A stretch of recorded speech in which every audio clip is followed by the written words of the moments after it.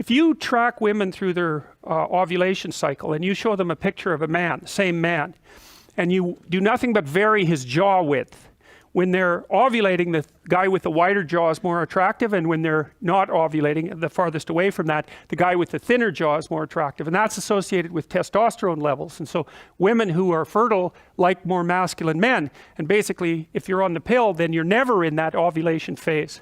And so one thing that may have happened, and I don't know this for sure, but it's interesting to consider, is that since women have been taking the birth control pill, their preference for less masculine men has become more pronounced. And that could easily be one of the things that's fueling at least some of the tension that's existed and exists now politically between men and women. But the point is that you just cannot ignore the massive consequences of a biological revolution like that, and to make any other factor causal when you're trying to understand the political movements, especially in the last, say, 40 years, you're putting the cart before the horse. Now, it's reasonable to point out that the pill wouldn't have been accepted as a technology if certain political changes with regards to the emancipation of women hadn't already been in place, right? No one would have even been allowed to do something like investigate contraception.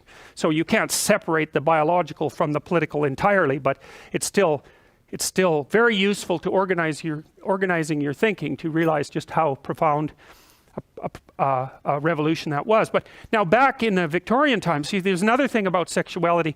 Modern people like to think that there's nothing dangerous about sex, and that is like the stupidest thing you could possibly ever hypothesize, because everything about it is dangerous. It's dangerous emotionally, it's dangerous socially, it's dangerous because of the possibility of unwanted pregnancy, and it's dangerous because of the possibility of sickness, and that's a major one. I mean, so when AIDS emerged in the 1980s, that could have easily killed all of us. Now, the fact that it didn't was wonderful, but it did kill hundreds of millions of people. So it was no joke, it was a big deal, and AIDS mutated to take advantage of promiscuity. And so the relationship between sexual behavior and the transmission of disease is actually mediated at the biological level. But anyways, back in the 1890s, they had the same problem, right? They had the problem with syphilis. And syphilis is one nasty disease. It can mimic almost any other disease, and it's devastating to your nervous system, and you can pass it on to your children. And so part of the reason that sexuality was heavily repressed in the Victorian period was not only because of the possibility of unwanted pregnancy, the relative poverty of people. You know, back in 1895 in Europe, the average person lived on less than $1 a day in modern terms.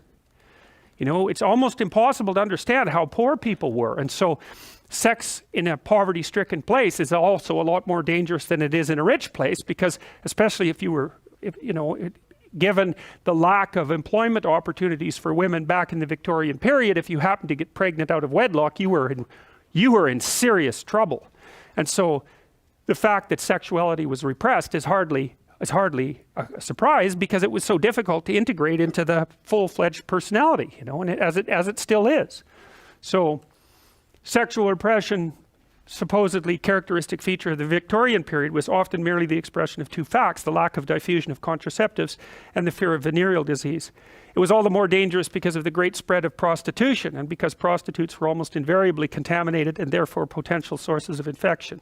We can hardly imagine today how monstrous syphilis appeared to people of that time. Well, we can imagine it a little bit better than they could in 1970, because it hasn't, AIDS is still with us, although it's nowhere near the plague that it was, say, 25 years ago.